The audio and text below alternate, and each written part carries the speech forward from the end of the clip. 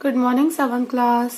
आज हम लोग एक नया चैप्टर पढ़ेंगे जो कि हमारे साइंस का फर्स्ट चैप्टर है। वो है मानव विज्ञान एवं प्रौद्योगिकी। तो इससे हमें कुछ समझने में आ रहा होगा चैप्टर के नेम से। देखिए, मानव विज्ञान और प्रौद्योगिकी मतलब मानव में और विज्ञान में और प्रौद्योगिकी में किस तरीके का रिलेशन होता है। इस चैप्टर को बताने से पहले मैं आपसे दो तरीके की बातें करूंगी। पहले तो ये कि हमें पता होना चाहिए कि कौन सी वस्तुएं मानव निर्मित होती हैं और कौन सी वस्तुएं मानव निर्मित नहीं होती हैं।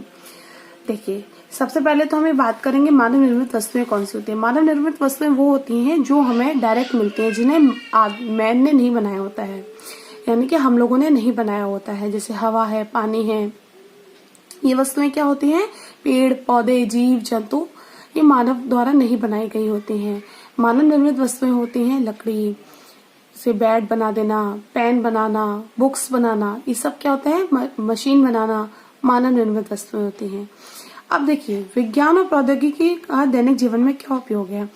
अब हम बात करते हैं, आप लोग स्कूल आते हैं घर से तो कैसे आते हैं? साइकिल से आते हैं। कुछ बच्चे पैदल आते हैं।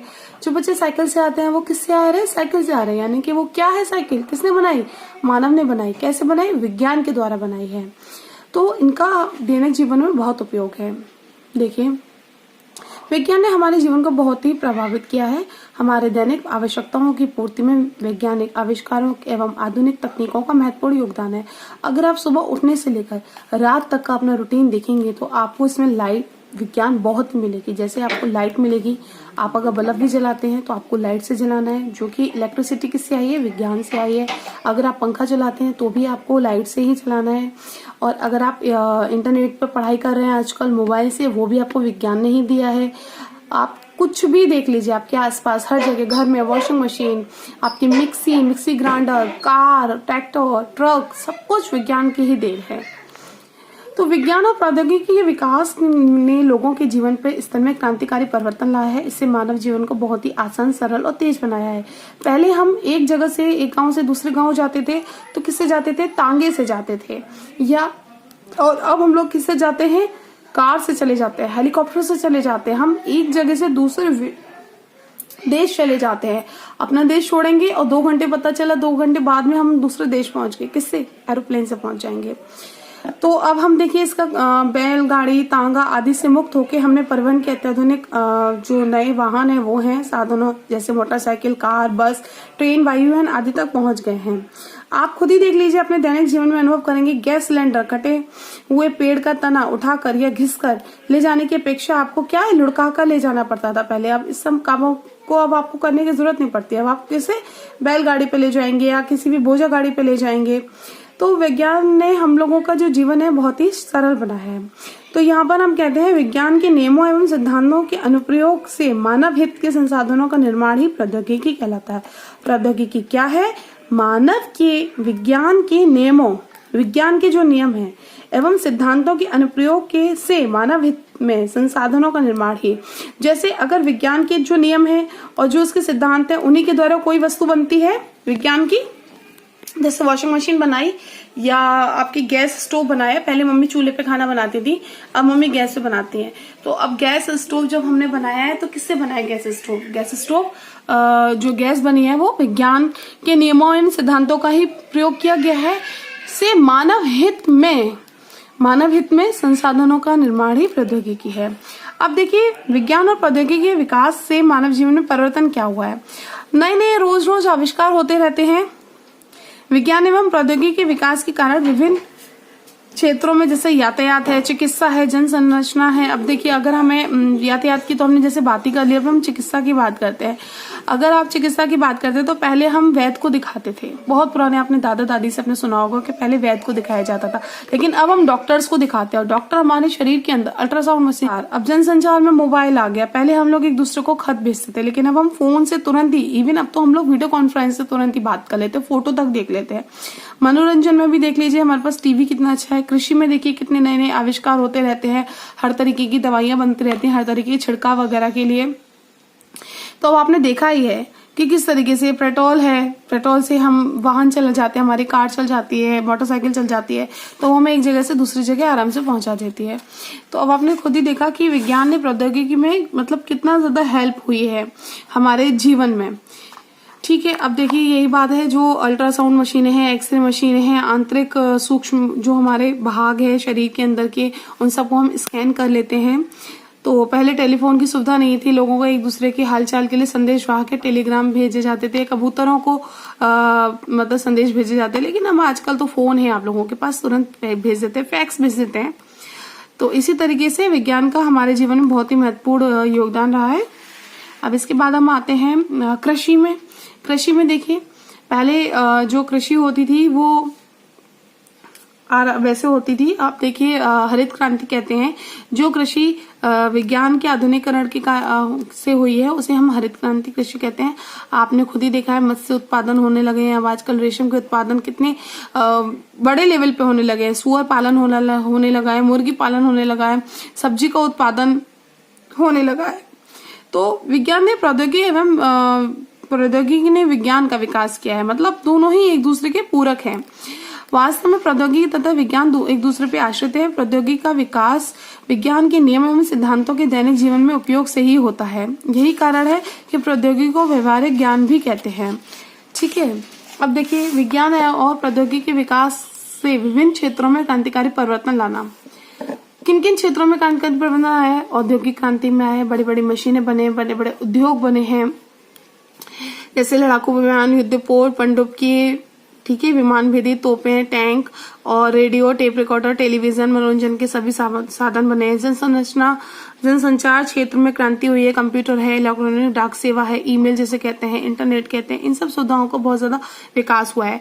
कंप्यूटर है, कंप्यूटर आप कक्षा 6 में पढ़ चुके हैं। कंप्यूटर क्या होती है? एक इलेक्ट्रॉनिक मशीन होती है जो मानव ने बनवाई है, और कंप्यूटर बहुत ही स्मार्ट मशीन होती है, जो चीज हम नहीं बनाई है लेकिन वो हम मानव से बहुत ज्यादा जल्दी ही हर क्वेश्चन को सॉल्व करके देती है, और इसमें बहुत सारी चीजें हम सेव करके रख सकते हैं, कभी वो खराब नहीं होती है। ठीक है, इंटरनेट है, इंटरनेट आपको पता ही है कि तुरंत हम लोग विश्व में भी कहीं ना किसी से जुड़ ही जाते हैं, और हम हर तरीके की सूचना इंटरनेट पे पा सकते हैं। ईमेल होता है, ईमेल भी यही है कि हम एक देश से दूसरे देश में, मतलब विश्व भर में हम इससे जुड़ सकते हैं। मोबाइल फोन आपने देखा ही है, मोबाइल फोन, स्मार्टफोन, उसमें वॉइस रिकॉर्ड कर ले, हम वॉइस भेज देते हैं, एसएमएस भेज देते हैं, वीडियो कॉल कर लेते हैं, जीपीएस से हम गूगल पे वो कर लेते हैं कि हमारा गूगल पे हम उसकी भौतिक स्थिति, भूगोलिक स्थिति जान लेते हैं जीपीएस से। बैंकों में पैसे ट्रांसफर कर लेते हैं मोबाइल ऐप से। मोबाइल ऐप से हम बहुत सारी चीजें कर लेते हैं।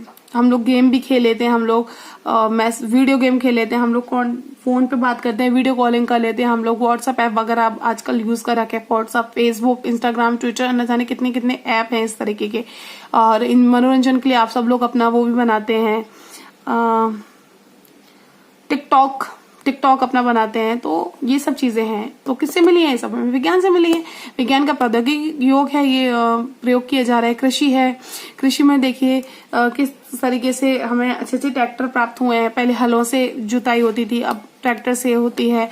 ट्यूबवेल यूज हुए हैं, पहले कोई आसपास तालाब होता था या नदी होती थी तो वहां से सिंचाई की जाती थी, लेकिन अब हर खेत के आसपास ट्यूबवेल आपको मिल जाते हैं। कीटनाशक दवाएं हैं, उन कोटि के बीज होते हैं। अब ईंधन है, पहले मतलब ईंधन वैसे होता था, सूखी पेड़ पत्तियां और लकड़ी, सूखी सूखी सी लकड़ी, कोयला, इन सब का, लेकिन अब तो आपने देखा एलपीजी ईंधन है।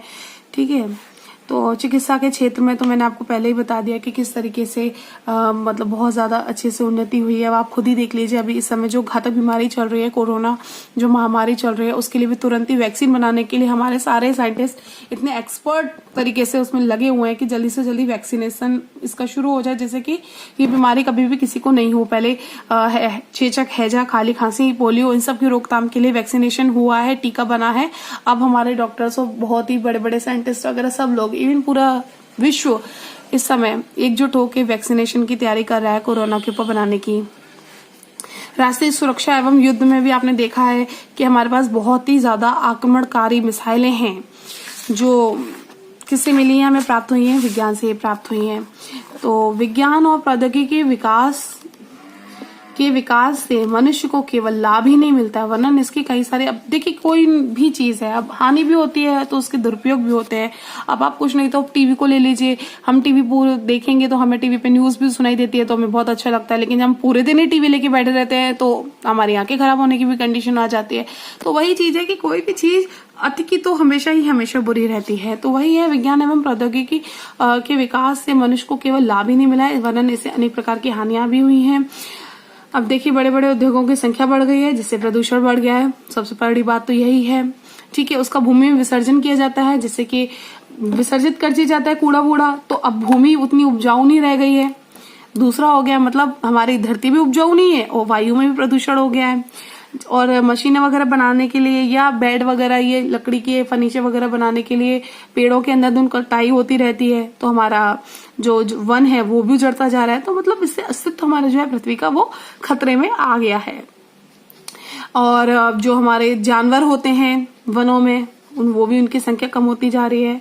तो विज्ञान तथा प्रौद्योगिकी से होने वाली हानियों से बचने के लिए हमें प्राकृतिक संसाधनों का साझेदारी से दोहन करना चाहिए होगा और तथा नए आविष्कारों के उपयोग समाज की उन्नति के लिए ही करना होगा। कहने का मतलब यह है कि विज्ञान हमारे लिए बहुत इंपॉर्टेंट है। बिना विज्ञान के अब हम लोग अपनी जिंदगी नहीं देख सकते हैं, क्योंकि बिना मिक्सी के अब कोई काम नहीं होता है, बिना लाइट के कोई काम नहीं होता है, बिना पंखे, बिना एसी, बिना कूलर के कोई काम नहीं होता है।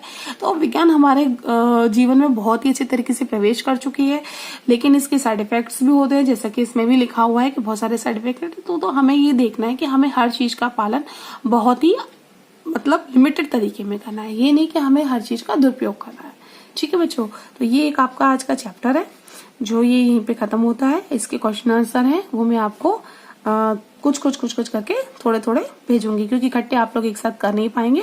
देखिए पहले इसकी ये है ऑब्जेक्टिव टाइप क्वेश्चन आंसर है, ज्यादा नहीं है। फिर इसके रिक्त स्थान है जो मैंने थोड़े से भर भी रखे हैं लेकिन मैं आपको भेजूंगी। और इसके ये मिलान है, ये इसके 6 क्वेश्चन आंसर हैं, 6-7 हैं। तो ये आपको अपनी कॉपी में करने हैं। अगर आप लोगों के पास कॉपी है, आसपास दुकानें वगैरह तो खुली नहीं होंगी, घर में पुरानी कोई कॉपी होंगी तो उसी में करेंगे और याद करेंगे। ठीक है बच्चों।